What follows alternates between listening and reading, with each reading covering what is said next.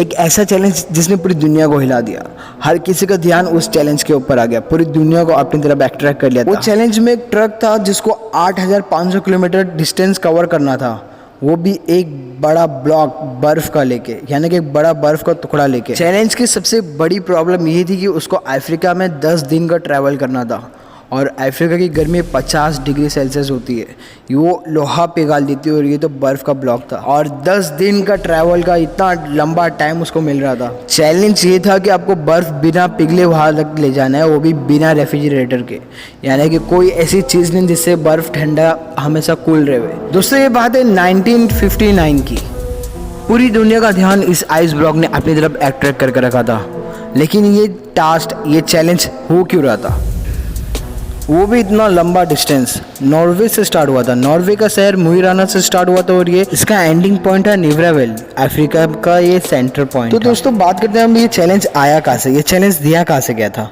तो ये नॉर्वे के शहर में एक बहुत बड़ा, बहुत फेमस रेडियो स्टेशन है। लग्जमबर्ग एक यूरोप का मुल्क है, वहाँ के रेडियो स्टेशन में एक चैलेंज दिया गया था 1 साल पहले। ये रेडियो स्टेशन की तरफ से सारे सुनने वालों के लिए एक अनोखा चैलेंज रखा गया। आर्कटिक रीजन से अफ्रीका तक जो ये चैलेंज कंप्लीट करेगा उसको भारी भरकम इनाम दिया जाएगा। रेडियो लग्जमबर्ग की तरफ से एक डिसाइड किया गया था कि जो भी ये चैलेंज कंप्लीट करता है उसको हर किलोग्राम के ऊपर से आइस के बदले में 1 लाख फ्रांसिस दिए जाएंगे, जो कि आज के टाइम पे $16,000 बनते हैं। हर 1 केजी के $16,000 मिल रहे थे वहाँ पे। और लेकर जाना था 3 टन, और 3 टन आइस ब्लॉक के बनते $48 मिलियन। इतना बेहतरीन चैलेंज, इतना कमाने वाला, पैसे कमाने वाला चैलेंज, जैसे कि आपको इसको एक 1 पीस में ही लेके जाना है, इसके टुकड़े अलग अलग करके नहीं ले जाने।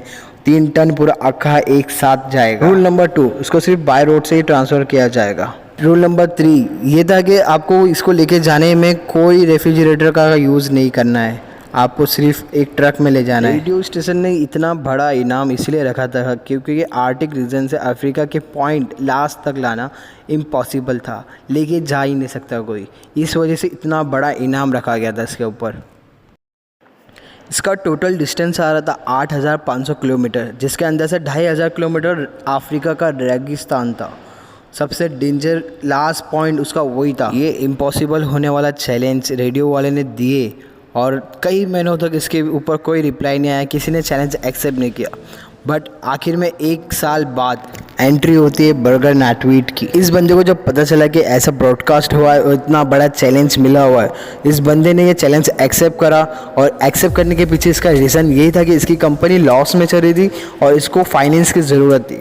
तो इसने सोचा ये अगर चैलेंज कंप्लीट करता है तो इसके वर्कर और इसकी कंपनी के लिए काफ़ी बड़ा स्पॉन्सरशिप मिल जाएगा। पूरी दुनिया में खबर फैल गई थी ये इम्पॉसिबल वाला चैलेंज किसी ने एक्सेप्ट कर लिया है, और वो इतनी बड़ी कंपनी का मालिक है, और उसकी कंपनी के लिए वो ये चैलेंज एक्सेप्ट कर रहा है। नाटवीक ने पूरी दुनिया के सामने उस चैलेंज के ऊपर काम करना शुरू कर दिया। जब रेडियो स्टेशन पे ये बात पता चली जहाँ से ये चैलेंज निकला था, वो लोगों ने देखा कि इतना बड़ा चैलेंज कोई करने के लिए रेडी हो गया है, और रेडियो कंपनी का बहुत बड़ा नुकसान हो जाएगा अगर किसी ने ये चैलेंज कंप्लीट करा, क्योंकि इतनी बड़ी रकम देना पड़ेगा। बट इसने चैलेंज का एक बार ठान लिया तो इसने अपना चैलेंज से पीछे नहीं हटा, क्योंकि इसने चैलेंज एक्सेप्ट करने के बाद काफ़ी ज़्यादा इसकी कंपनी पॉपुलर हो गई थी। हर मीडिया के ऊपर इसका नाम था, हर जगह, हर न्यूज़पेपर पे इसका नाम था। तो इसने बोला, ये जो कंपनी का डायरेक्टर था, इसने बात करा कंपनी में कि हम ये चैलेंज को कंप्लीट करेंगे, भले हमको रकम मिले ना मिले, हमारी कंपनी हर जगह पे फेम में आ रही है। और डर के मारे इन्होंने अपना जो चैलेंज वाला ऑफर था उसने वापस ले लिया। इन्होंने अपना चैलेंज स्टार्ट करने की डेट फिक्स करी और चैलेंज स्टार्ट करा। इन्होंने अपनी टीम रेडी करी, जिसके अंदर 1 engineer, 4 driver, 2 cameraman, 1 truck mechanic के साथ इनकी टीम पूरी तैयार हो गई, और इन्होंने चैलेंज स्टार्ट कर दिया। सबसे पहले इन्होंने 3 टन आइस ब्लॉक को ग्लेशियर से काटने का फैसला किया। बट यहाँ पे प्रॉब्लम यह आ रही थी कि इतना बड़ा आइस ब्लॉक एक साथ उठाना मुश्किल हो रहा था, इसीलिए 200 केजी के ब्लॉक्स को काट काट के नीचे हेलीकॉप्टर के जरिए भेजा गया, और नीचे उसको वापस चिपकाया गया।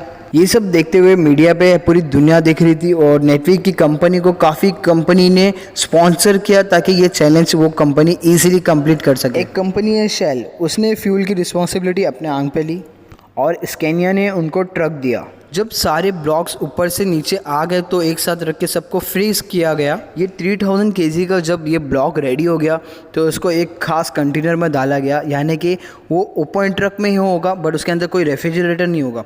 बट उसको ज़्यादा हीट से बचाने की वजह से इन्होंने एक सॉल्यूशन निकाला। उन्होंने एक कुछ कापूस जैसी चीज़ सोल्यूशन नाम की चीज़ बनाई, बर्फ के कंटेनर के साइड में रखा। बर्फ के कंटेनर के साइड करने के बाद 27 फेब 1959 को ये ट्रक वहाँ से रवाना हुआ। शुरुआत के मौसम काफ़ी अच्छे थे, जब तक वो बर्फ़ के इलाके में थे काफ़ी अच्छा मौसम चल रहा था। धीरे धीरे वो बर्फ़ का एरिया छोड़ने लगे, क्योंकि ये न्यूज़ पूरी दुनिया में वायरल हो गई थी, तो इसको हर कोई जाने लगा। जहाँ जहाँ शहर से ये ट्रक गुजर रहा था वहाँ के लोग इसको चेयर अप करने के लिए रोड पर आ रहे थे और रास्ते खोल दे रहे थे। पुलिस का भी सपोर्ट मिल रहा था इस ट्रक को पास कराने में। जैसे जैसे उनको सफ़र बढ़ रहा था वैसे वैसे उनकी पब्लिसिटी भी बढ़ रही थी। जब वो आ गए आखिरी रोड डेड एंड पे, जब उनको समुद्र से क्रॉस करना था, तो वहाँ से उनको शिप के ज़रिए एक पार से दूसरी पार कराया गया, क्योंकि उनकी दूसरी साइड जो थी वो अफ्रीका थी। अफ्रीका पहुँचते ही जब ट्रक ज़मीन पर आया तो वहाँ का टेम्परेचर 50 डिग्री के आसपास चल रहा था। ना सिर्फ आइस ब्लॉक के पिघलने का खतरा था, वहाँ की गर्मी की वजह से ट्रक के इंजन के ख़राब होने का भी खतरा था। जो एरिया से वो ट्रक गुजर रहा था वहाँ पे जंग चल रही थी और वहाँ पे खतरा था कि ट्रक को भी नुकसान हो सकता है। और वहाँ पे जो फ्रीडम फाइटर के लोग थे वो वहाँ पे पत्थरों के पीछे छुपे रहते थे। वो लोग से खतरा ये था कि वो लोग अपनी बातें मनवाने के लिए ट्रक और ट्रक के क्रू को भी अपने अंडर ले सकते थे और अपनी जो भी डिमांड्स है वो पूरे करवा सकते थे। इस खतरे से निपटने के लिए फ्रेंच फॉरेन लीजन ने उनको कुछ एरिया जहाँ पे डेंजर था वहाँ पे उन्हें उसको सिक्योरिटी दी और ट्रक ड्राइवर्स को बताया गया कि ये एरिया डेंजर है, यहाँ पे आपको कम से कम स्टॉप्स लेके गुजरना है यहाँ से। और वहाँ पे बर्फ़ पिघलना शुरू हो चुका था और इतना पिघल रहा था कि उसका पानी जो भी वहाँ से ट्रैवल कर रहा था उन लोगों को पिलाया जा रहा था। दुनिया का सबसे महंगा पानी पिलाया जा रहा था वहाँ पे। दुनिया का सबसे महंगा आइस ब्लॉक जितना जल्दी अपनी मंजिल पे पहुँच रहा था उतनी ही प्रॉब्लम्स बड़ी बड़ी आ रही थी। क्रू को सबसे बड़ा टेंशन था यहाँ पे फ्रीडम फाइटर्स का। उसके बाद यहाँ पे क्रू की हालत ख़राब हो रही थी गर्मी की वजह से। इसके अलावा क्रू की हालत बहुत गिरती जा रही थी। हर एक बंदे के अंदर एनर्जी लेवल काफ़ी डाउन हो गया था और रात में स्लीपिंग बैग में सोना पड़ रहा था। बहुत ही डिफ़िकल्टी के साथ वो लोग रास्ता क्रॉस कर रहे थे वहाँ से। कैसे जैसे करते हुए वो पहुंचने लगे अपने मंजिल पर। उन्होंने सहरा का जो मतलब मेन रेत का रास्ता था उन्होंने वो ख़त्म कर दिया। आइस ब्लॉक अपनी मंजिल पर पहुंच गया, लिब्रावेल पहुंच गया। लिब्रावेल के लोगों ने ट्रक का उसके क्रू मेंबर का अच्छे से स्वागत किया, लेकिन सबको ये देखना था कि अंदर कंटेनर के अंदर कितनी आइस बची हुई है। जब ट्रक का कंटेनर खोला गया तो हैरत हुई हर लोगों को देख के, क्योंकि वो मंजर पे यकीन करना मुमकिन ही नहीं था। 3500 किलोग्राम बर्फ़ जो कि पिघलते हुए 28 दिन का सफ़र क्रॉस करते हुए 2714 किलोग्राम बर्फ़ बचा हुआ था।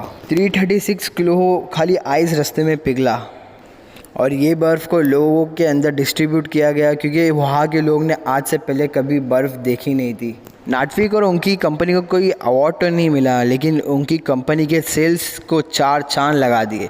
इतना हाई सेल्स और पूरे वर्ल्ड में फेमस हो गई थी वो कंपनी ग्लास वर्ल्ड आज भी ग्लावा के नाम से इंस्टॉलेशन बनाती है और वर्ल्ड फेमस कंपनी हो चुकी है। आई होप आपको ये इन्फॉर्मेशन काफ़ी अच्छी लगी होगी। अगर आपको ये इन्फॉर्मेशन अच्छी लगी तो प्लीज़ चैनल को सब्सक्राइब